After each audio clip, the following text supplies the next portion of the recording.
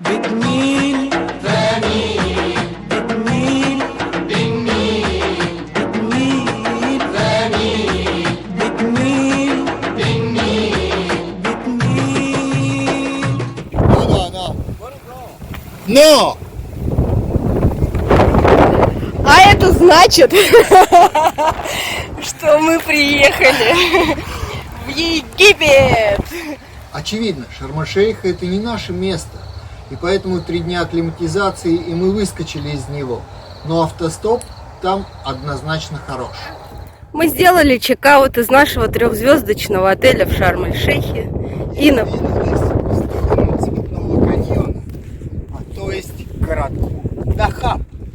Ну, в Дахабе мы уж совсем расслабились, там было все по-нашему. Мы сняли домик у украинской девушки Насти. Это был бедуинский домик, напичканный всякими штучками из Икеи. И из этого домика мы сделали базу по исследованию Синайского полуострова. Comes down tonight, tonight, tonight. Hold on to the world you've been dreaming of. Comes close to you. Наш бедуинский домик был окружен бедуинами, их домами, и мы наблюдали эту жизнь каждый день с утра до вечера.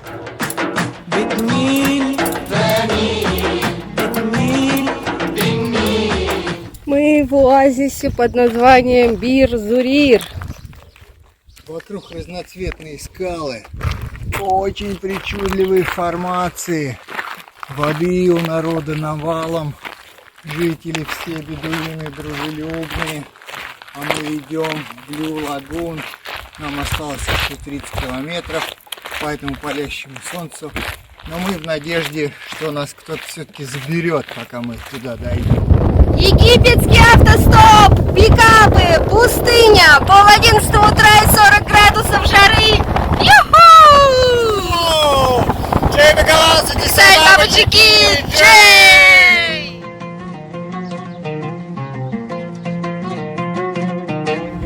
Вот она, мекка для кайтсерферов.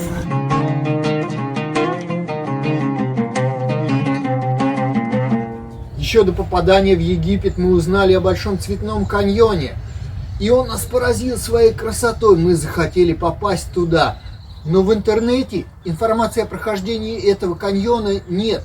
И с одной стороны запрещено туда попадать, с другой стороны с гидом, может быть, можно туда зайти. Мы ничего этого не знали.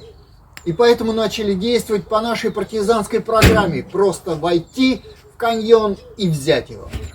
Люба, пару слов. Есть хочется. Все-таки решили сходить на Большой Цветной каньон. Проехали Нувейбу, нашли развилку. На одной развилке был чекпоинт, мы ее проехали. И теперь развилка, которая на озеро Вишваши, мы свернули, прошли где-то пару километров, встретили бедуина, который говорит: нужен гид, обязательно гид, вы должны быть с гидом. Поэтому мы прошли еще метров 500 и свернули в какие-то холмы, перевалили перевал и сейчас вот прячемся, а ночью будем двигаться к каньону, до которого осталось 7 километров. Продолжаем идти. Цветной каньон, и приходится двигаться ночью. Осталось 3 километра и как раз расцветет. И вот мы входим уже в Цветной каньон. Время 6.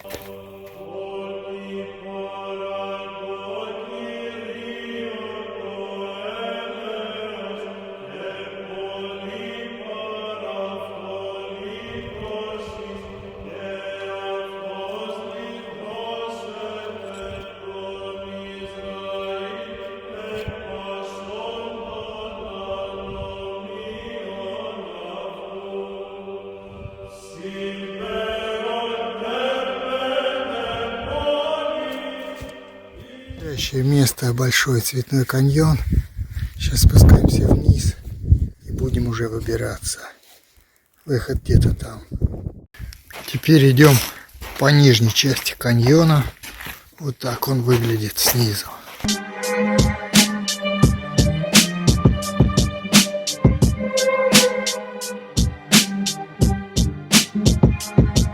Вот такая узкая щелочка.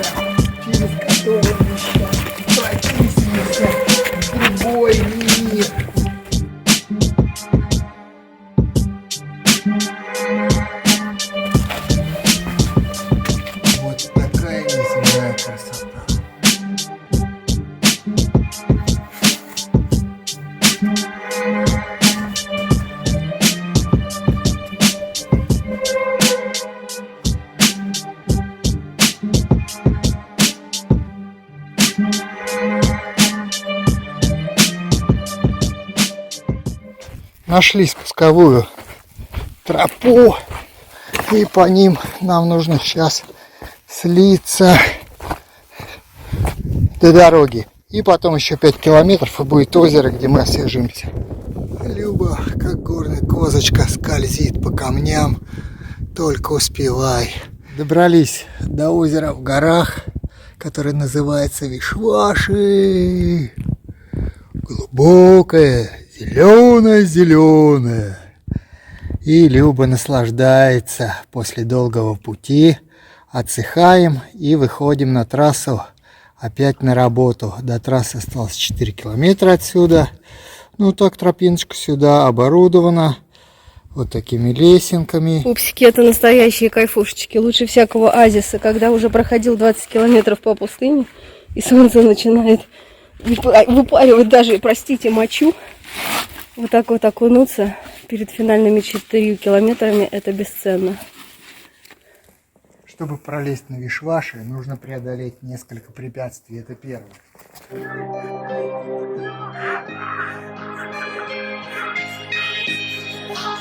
Второе препятствие. كنت بالدهب بتاقل كنت خالي ما كنتش خاتم كان صعب حد يمتلكني ما حدش كان يستاهل كنت ملاك ما كنتش شياطين كنت عاقل في المجانين كنت عقل وقلب في حرب كل جزء سب الدين انا كنت لوحدي بعقل بلحق كنت بسابق وقتي وبلحق كنت خيل الكل انا بسبق كنت بفكر دايما بكسب عشقت في شعري شطر شفت الشر زي الشمس واضح ادوق من دمك قبل ما ادوق شرباتك اخر مقابله بينا زي اخر بوق في البنك. На самом деле каньонов вокруг Дахаба гораздо больше. И мы все точно так же по-партизански посетили, обходили, все там поснимали и выпустили отдельный видеоролик. Пожалуйста, смотрите его на нашем канале.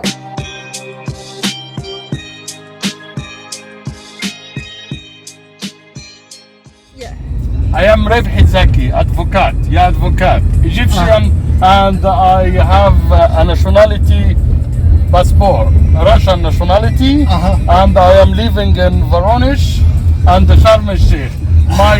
My address in Voronezh, Jakov Street, in middle of Voronezh city. Окей. Так мы встретили земляка в Шарм-эль-Шейхе. Сколько веревочки не видится, Синай нужно было покидать. И чтобы перейти Суэцкий канал, это еще тот квест для автостопщика. У нас это получилось, но мы потеряли 4 часа на переходе, который из Синая в Африку. إنما السبيل على الذين يظلمون الناس ويبغون في الأرض بغير الحق. Один из людей, который нас подвозил сегодня, пригласил зайти на территорию его удаленного от цивилизации кемпа. И кемп оказался на удивление прекрасным местом. Нас здесь накормили завтраком. И здесь все очень сделано правильно. На солнечных панелях, вода из колодца. Вот там аутентичные бедуинские домики для жилья. Они проводят всякие йога-ретриты. Ретриты в темноте. Медитационные штучки всякие. Как-то здесь все не так коммерчески, как в Дахабе и в Шарме.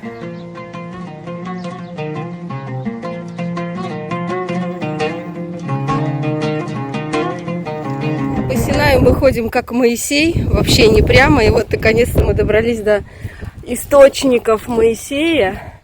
Моисей пришел сюда, кинул палочку, и вода стала питьевой, хотя до этого была соленая и не питьевая.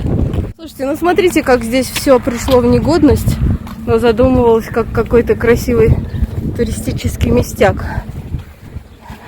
А там у нас полыхает закат, там запад, там Африка. И уже не далее, как завтра мы будем в Африке и продолжим свое движение по Черному континенту. Игорь только что сказал, что не далее, чем завтра мы будем в Африке. И так это и произошло. 17 июня 2021 года мы пересекли Суэцкий канал и переместились на африканский континент, где находимся по сегодняшний день. А сегодня уже ноябрь 2022. За это время мы пересекли всю Африку автостопом. И видео об этом замечательном путешествии можете найти на нашем канале. Мы, короче, обыскались газ в Египте. Нашли вот этот баллон корейский. Стоит 100 фунтов. Это 500 русских рублей. Это в три раза дороже, чем обычно. Да. А это находится Аттаба рынок. Но это местечко вообще не просто. Мы случайно вышли на него. Покупать не будем. Когда мы приехали в Каир, совершенно не знали, чего ожидать от этого города, читали противоречивые отчеты о нем, но у нас с Каиром случилась полная любовь. О чем мы отчитались в 2 видео про Каир и пирамиды, поэтому здесь сейчас останавливаться на этом не будем и едем дальше в жемчужину египетской культуры оазис Шива.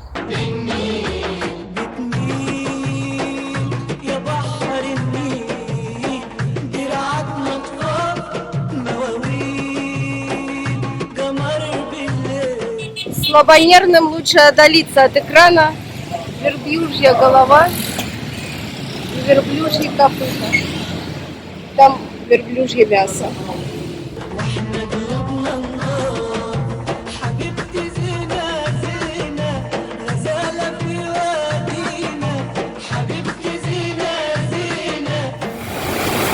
Слушайте, но у меня со Средиземным морем любовь с первого взгляда. Если Красное море для снорклинга, то Средиземное море, конечно, для сердца.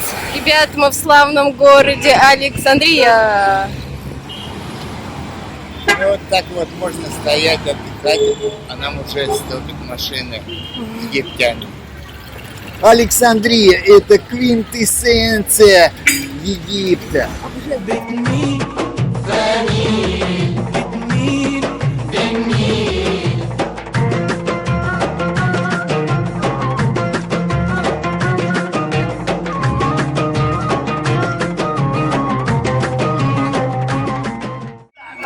Так, вора поймали.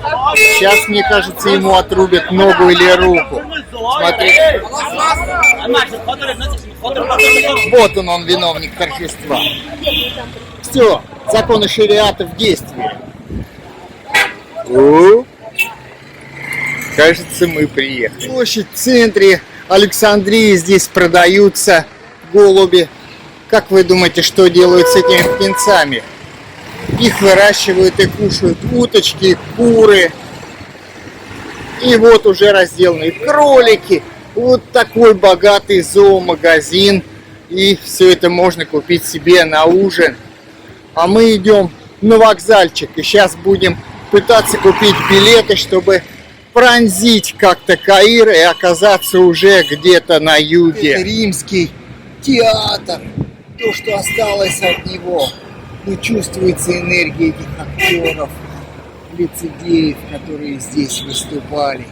Слушайте, а Мальцев что-то съел, а со мной не поделился.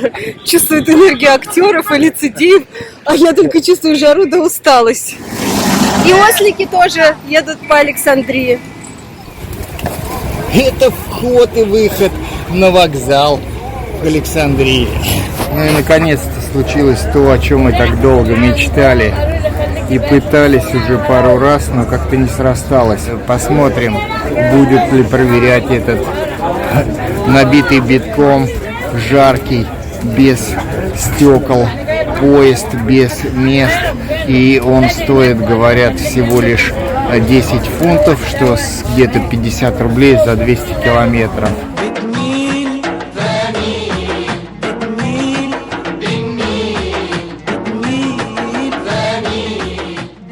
Путешествие на поезде для путешественника это обычная процедура, но однако в Египте это тоже превращается в какую-то задачку почти неразрешимую.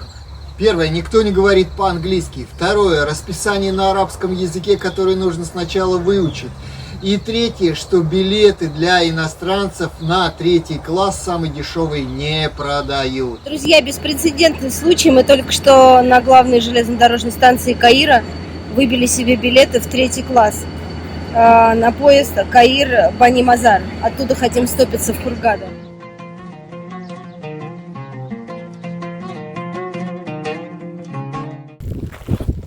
Солнце садится, мы ищем ночевочку. И верблюдики тут тоже с нами спать сегодня будут. И таким образом, частично на поезде, частично автостопом мы добрались до Хургады. Это туристический центр, абсолютнейший провал, даже не хочется на нем заострять свое внимание, поэтому мы там не задержались и поехали дальше в прекрасный город под названием Марса-Алам. Comes down tonight, tonight, tonight. Hold on to the world. А в Марсаламе всего лишь за $25 с человека у нас с Игорем было сафари на морскую корову Дюгоня. И в очередной раз нам повезло, потому что капитан, который согласился показать нам морскую корову, действительно искренне хотел нам ее показать и делал все возможное, чтобы это произошло. Большое ему спасибо и готов поделиться контактом со всеми желающими. Ребят, мы голодаем. Рыбы нету, приходится ловить. Вот такую вот рыбешечку. Сейчас еще парочку поймаем, и обед готов. Друзья, вот так волнуется Красное море в районе Марса-Алама. Смотрите, здесь какие красивые штукенцы на берегу лежат.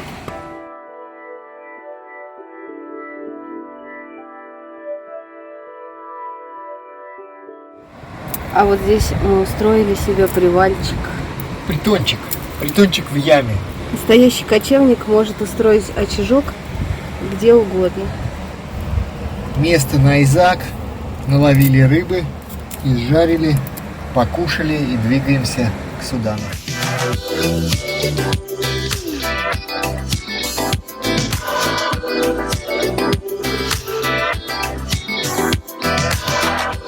Итак, друзья, нам осталось всего лишь 400 километров до Судана, и это третий на нашем пути поезд, который мы покупаем билет, и причем этот билет стоит 3 фунта за 100 километров пути.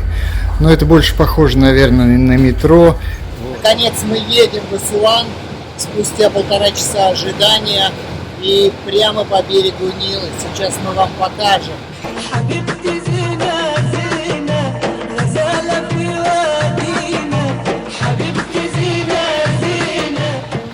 Температура у нас сейчас всего лишь 38,7 градусов. Жить можно. Идем по набережной Нила в Асуане. Красота неимоверная. И мы идем, чтобы купить билеты в Судан. Цивилизация гораздо ближе в Египте, чем вы думаете. Вот дедушка KFC и здесь жарит свою курицу. Игорь говорит, что это Зыкина, ее почитают в Асуане. Смотрите, какие буддистские мотивы в асуанской ковке. Мы сейчас на Асуанском Арбате. Здесь все стоит каких-то космических денег.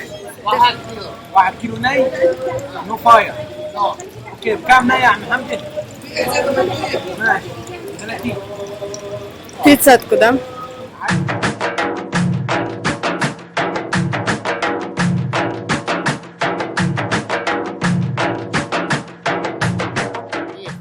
Выжить в жаре мне помогает мой радиоактивный ранец.